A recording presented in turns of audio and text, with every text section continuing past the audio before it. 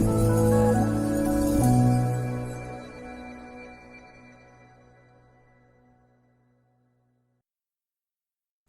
साक्षरता प्रशिक्षणस्य सप्तम मॉड्यूल प्रति पुनः स्वागतम्। ऊर्जा समस्या रूपेण ऊर्जा समाधान रूपेण। अतः सर्वप्रथमं विचारं स्थिरीकुर्मः। ऊर्जा कथं समाधान रूपेण ग्रहीतुं शक्यते। एतावता च वयम् ऊर्जां समस्या रूपेण दृष्टवन्तः। तथा च ऊर्जा किमर्थं समस्या अस्ति, यतोहि ऊर्जायाः उपयोगेन प्रभावितौ कारकौ स्तः।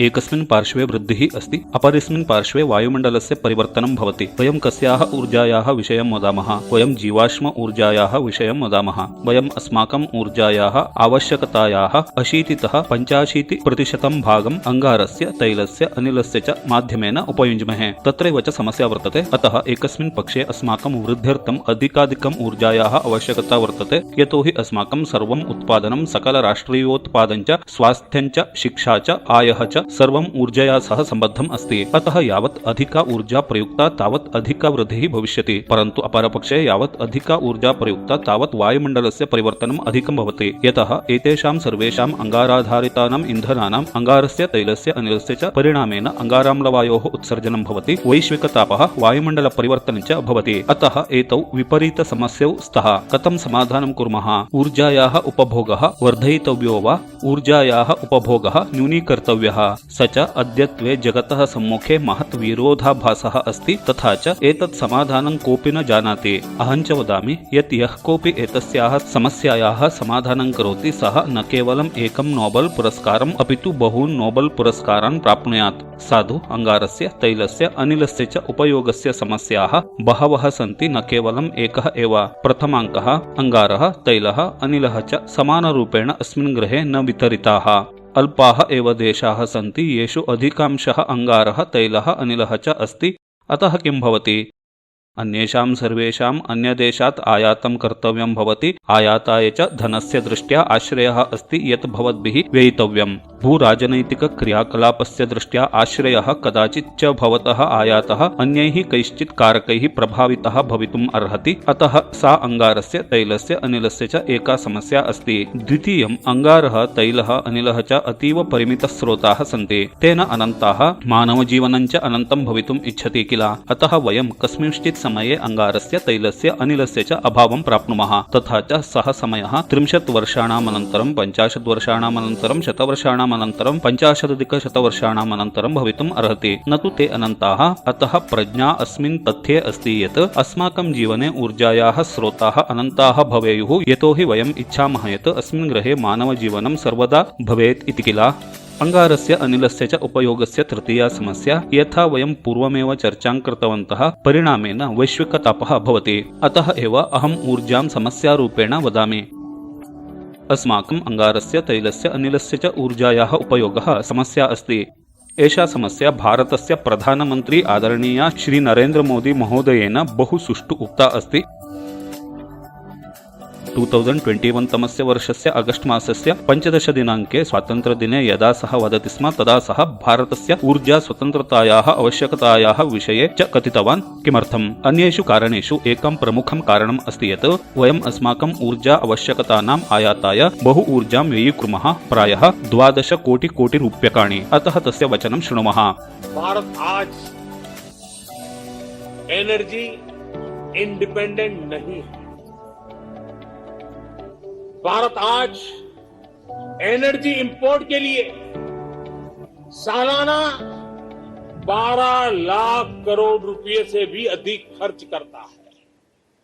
भारत की प्रगति के लिए, आत्मनिर्भर भारत बनाने के लिए भारत का एनर्जी इंडिपेंडेंट होना समय की मांग है, अनिवार्य है। इसलिए आज भारत को यह संकल्प लेना होगा कि हम आजादी के 100 साल होने से पहले भारत को एनर्जी इंडिपेंडेंट बनाएंगे। अतः ऊर्जायाः प्रयोगः एव समस्याः कारणम् अस्ति, परन्तु वयम् ऊर्जां विना जीवितुं न शक्नुमः। अस्माकं जीवनं चालयितुम् ऊर्जायाः आवश्यकता वर्तते किल? अतः अस्माकम् ऊर्जायाः उत्पादनस्य पूर्त्यै च वैकल्पिकं मार्गं यथार्थतया चिन्तनीयम्। ऊर्जास्रोतस्य अन्यत् किमपि रूपं भवितुमर्हति यस्य उपयोगः अस्माभिः कर्तव्यः, येन वयम् अस्माकम् ऊर्जायाः आवश्यकताः निरन्तरं जनयितुं पूरयितुं च शक्नुमः। साधु सः आदर्शः ऊर्जास्रोतः किं भवितुम् अर्हति? साधु सरलतया वर्तमानस्य ऊर्जास्रोतस्य समस्याः यानि सन्ति, आदर्श ऊर्जास्रोतेन तस्याः समाधानं कर्तव्यं किल? अतः समस्या का सन्ति? अस्माकं वर्तमानः ऊर्जास्रोतः स्वच्छः नास्ति, तस्य परिणामः प्रदूषणं भवति। अतः आदर्श ऊर्जास्रोतः स्वच्छ ऊर्जास्रोतः भवेत्। वर्तमान ऊर्जास्रोतः सर्वत्र न प्राप्यते, अतः च अस्माभिः आयातस्य उपरि निर्भरं भवितुम् अर्हति। अतः सर्वत्र आदर्श ऊर्जास्रोतः उपलब्धः भवेत्। वर्तमान ऊर्जास्रोतः वयं सर्वत्र तत् जनयितुं न शक्नुमः। वयं सर्वत्र अङ्गारविद्युत् संस्थानं स्थापयितुं न शक्नुमः। अस्माकं तैलविद्युत् संस्थानानि सर्वत्र न भवितुं शक्नुवन्ति। वयं स्वकीयम् अङ्गारं तैलं च जनयितुं न शक्नुमः। अतः आदर्श ऊर्जास्रोतेन जनान् ऊर्जायाः आयातस्य उपरि आश्रितान् न कर्तव्याः। इदं सर्वत्र उपलब्धः भवेत्। तथा वर्तमानः ऊर्जास्रोतः शाश्वतं न स्थास्यति, अतः आदर्श ऊर्जास्रोतेन सदा स्थातव्यम्।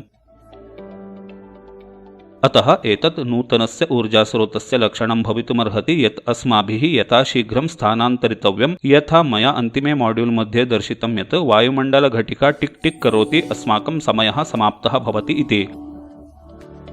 अतः सम्भवतः ऊर्जायाः आदर्शस्रोतः किं भवितुम् अर्हति इति उदाहरणं गृह्णीमः। साधु सूर्यः सौरशक्तिः वा आदर्श ऊर्जास्रोतः भवेत् इत्यत्र संशयः न भवेत् इति मन्ये। सौरशक्तिः कोटिकोटिवर्षेभ्यः अस्ति, सूर्यः अपि कोटिकोटिवर्षेभ्यः भविष्यति। अतः सौरशक्त्याः श्रेष्ठं किमपि न भवितुम् अर्हति। तथा हि अन्ये सर्वे ऊर्जारूपाः यथा वायुशक्तिः, जैविकद्रव्यशक्तिः सर्वेपि सौरशक्त्याः एव व्युत्पन्नाः सन्ति। अतः सौरशक्तिः एव मातृशक्तिः, यस्मात् अन्ये सर्वे स्रोताः निष्पद्यन्ते। अतः सौरशक्तिः एव उत्तमः ऊर्जायाः स्रोतः अस्ति। साधु प्रश्नः तदा आगच्छति, किं वास्तवेन सम्भवति यत् वयं सौरशक्त्याः उपयोगेन अस्माकं ऊर्जा आवश्यकताः पूरयितुं शक्नुमः? किं वास्तवमेव व्ययप्रभावी भविष्यति? उत्तरम् अस्ति सत्यं। व्यक्तिगतरूपेण मया सौरशक्तिविषये PhD कृता अस्ति दशकद्वयात् पूर्वम्। तथा च सौर ऊर्जा प्रौद्योगिक्यां महती प्रगतिः अभवत् इति अहं वदामि। सौरोर्जा प्रौद्योगिक्यः अतीव उन्नताः, अतीव कुशलाः, अतीव अल्पमूल्याः च भविष्यन्ति। विश्वे सर्वत्र अद्यत्वे सौरविद्युत् अङ्गार आधारितविद्युत् अपेक्षया अल्पमूल्यम् अस्ति। ते प्रायः स्पर्धां कुर्वन्ति।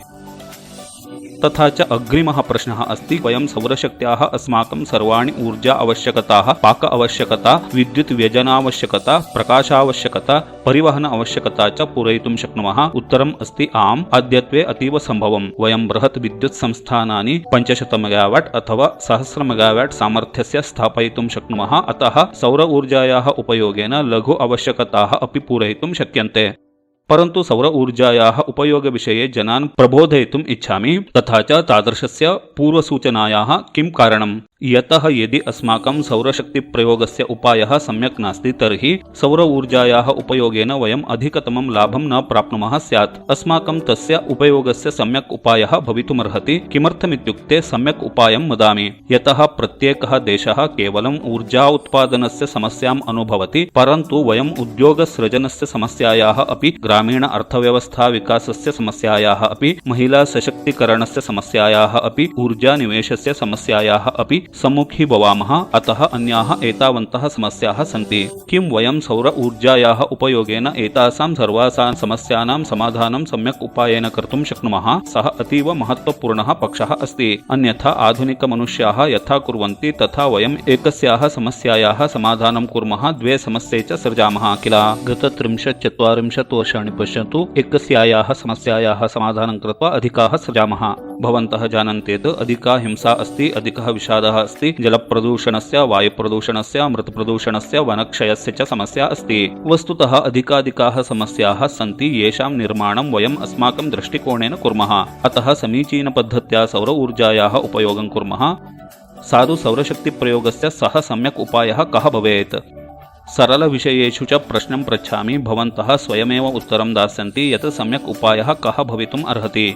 साधु सर्वप्रथमम् अस्माकम् ऊर्जायाः आवश्यकताः सर्वत्र सन्ति किल? जनाः सर्वत्र सन्ति, अतः ऊर्जायाः आवश्यकता सर्वत्र वर्तते, सौरशक्तिः अपि सर्वत्र उपलभ्यते। तथा च वयं जनान् सर्वत्र ऊर्जां जनयितुं पूरयितुं च कुशलान् कर्तुं शक्नुमः। अतः च यदि अहं प्रश्नं पृच्छामि किं सम्यक् उपायः भवेत्, ऊर्जाजननं कुत्र भवेत्?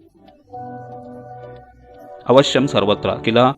यतः सर्वत्र जनाः सन्ति, सौरशक्तिः सर्वत्र वर्तते, जनान् सर्वत्र कुशलान् कर्तुं शक्यते, अतः ऊर्जाजननं सर्वत्र भवितुमर्हति। किमर्थं वयं स्वस्य उत्पादनं केन्द्रीकृत्य ततः परिवहनस्य सर्वविधजटिलमूलसंरचनानाम् उपयोगं कुर्मः? उपकेन्द्राणां, ट्रान्स्फार्मर् इत्येतेषां संरचनरेखाणां, वितरणरेखानां च अन्येषां सर्वेषां प्रकाराणाम् उपयोगं भवन्तः जानन्ति। सर्वत्र ऊर्जां जनयामः, यतोहि जनाः सर्वत्र सन्ति इत्यतः। अतः उपायः स्थानीयरूपेण जनयन्ती उपभोक्त्री च ऊर्जा भवेत्। आदर्शतमः उपायः भवेत् केवलं यत्र यत्र भवन्तः सन्ति, यत्र यत्र आवश्यकता वर्तते तत्र तत्र जनयन्तु। स एव आदर्शतमः मार्गः अस्ति। यथा च राष्ट्रपिता महात्मा गान्धी ग्रामस्वराज्यस्य विषये उक्तवान्, तथा च सः उल्लेखितवान् यत् अस्माकं ग्रामेषु सर्वेषु पक्षेषु स्वावलम्बस्य, स्वशासितत्वस्य आवश्यकता वर्तते इति। तथा च यदा वयं स्वावलम्बिनः, स्वशासिताः च भवेम, तदा ग्रामस्वराजः भवति। अतः च यदा वयम् अन्यस्य उपरि अनाश्रित्य स्वस्य ऊर्जा आवश्यकतानां जननस्य पूर्तये च एतत् विचारं प्रयोजयामः, तदा ऊर्जास्वराजः भवति। अतः आत्मविकासः ऊर्जा स्वेन जननम् ऊर्जास्वराजः। तथा च एतस्य प्रतिरूपम् अस्मिन् ग्रहे प्रत्येकं देशेन उपयोक्तुं शक्यते। भारतस्य विषये न, सार्वत्रिकम् अस्ति। अतः ऊर्जास्वराजः किं? स्थानीयजनानाम् ऊर्जां तथा स्थानीयसंसाधनानाम् उपयोगेन स्थानीयजनानां कृते स्थानीय ऊर्जायाः उपयोगं कुर्मः, या सौरशक्तिः, जैवद्रव्यं, पवनशक्तिः च भवितुम् अर्हति। सौरशक्तिः, जैवद्रव्यं, वायुः इत्यादीनां स्थानीयसम्पदाम् उपयोगं कुर्मः। स्थानीयजनैः तस्य उपयोगः भवतु, येन ते स्वयमेव ऊर्जा साधनस्य निर्माणे, परिपालने च संलग्नाः भवेयुः। येषां कृते, स्थानीयजनानां कृते एषा ऊर्जा जननीया। अतः सर्वं स्थानीयं भवति। तथा च ऊर्जा स्वराजस्य सौन्दर्यम्। अहं मन्ये यत् स्थानीयतया ऊर्जायाः आवश्यकतानाम् उत्पादनस्य पूर्तये च एषः प्रकारः अनेकानां समस्यानां समाधानं कर्तुं शक्नोति। न केवलम् ऊर्जाजननस्य उपभोगस्य च समस्या अस्ति, अपि तु समस्यानां समाधानं कृत्वा जनान् ऊर्जा स्वतन्त्रं कर्तुं शक्नोति। राज्यान् ऊर्जा स्वतन्त्रान् कर्तुं शक्नोति, राष्ट्रान् ऊर्जा स्वतन्त्रान् कर्तुं शक्नोति। एतत् महत् कार्यं न भवति किम्? तस्य परिणामेन उद्योगसृजनं भविष्यति, तस्य परिणामेन कौशलविकासः भविष्यति। यदि स्थानीयायाम् अर्थव्यवस्थायां धनं प्रचलति, यतोहि स्थानीयजननम् उपभोगः च भवति, तर्हि तत् स्थानीय अर्थव्यवस्थां, ग्राम्य अर्थव्यवस्थां सुदृढं करिष्यति। ऊर्जा आयातेषु बहुधनव्ययात् सर्वकाराणां रक्षणं भविष्यति। तथा च एतस्मात् सर्वेभ्यः परं वायुमण्डलस्य परिवर्तनस्य न्यूनीकरणे साहाय्यं करिष्यति। साधु आशासे यत् भवद्भ्यः सम्पूर्णः विचारः प्राप्तः, यत् ऊर्जा कथं वा सौरशक्तिः कथं वा समाधानस्य भागः भवितुम् अर्हति इति। मम विशिष्टः प्रश्नः अस्ति यत् अतः सौरशक्तिः समाधानरूपेण उपयोक्तुं शक्यते इति ज्ञात्वा भवतः मनसि किम् आगच्छति? किं भवतः मनसि दुःखं भवति वा?